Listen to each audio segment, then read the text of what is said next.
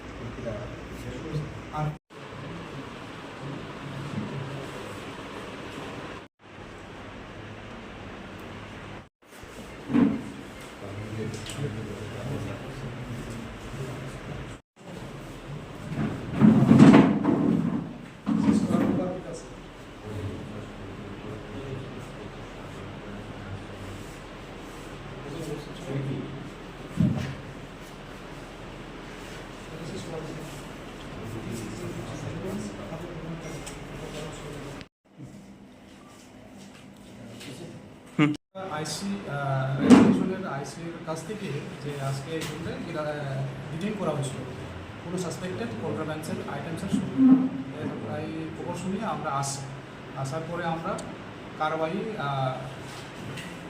সাক্ষীর উপস্থিতিতে আমরা কারবাই করি। তখন আমরা দেখতে পাই ওনার ব্যাগে নাকি 6টা সাসপেক্টেড গাঁজা ড্রাই গাঁজা ছিল। কত কেজি হবে এটা একটা প্যাকেটের মধ্যে প্রায় 1 কেজি সামথিং, 6 কেজি। যে লোকটাকে গ্রেফতার করেছেন জিজ্ঞাসাবাদে কি উঠে আসছে, কি পরিচয় দিচ্ছে?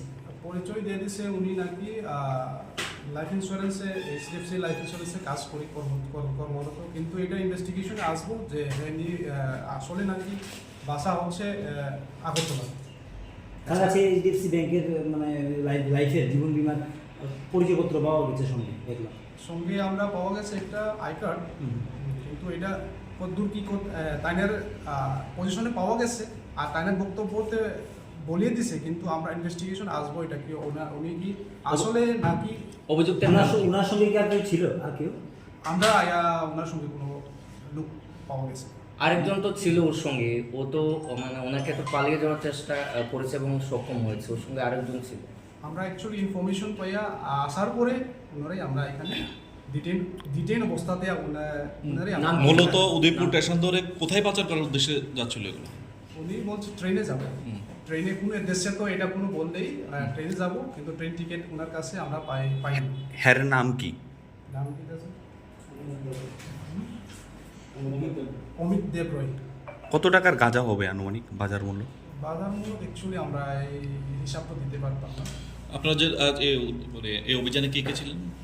অভিযানে আসলে আমরা রেলওয়ে আইসি গৌতম দেববর্মা স্যারের মেইন অভিযান মধ্যে আসলো, আর আমরা আরকেপুর থানার থেকে কামরুল ইসলাম, অজয় দেবনাথ এসআই, আর আমি ছিলাম, আর আমার কনস্টেবল ছিল।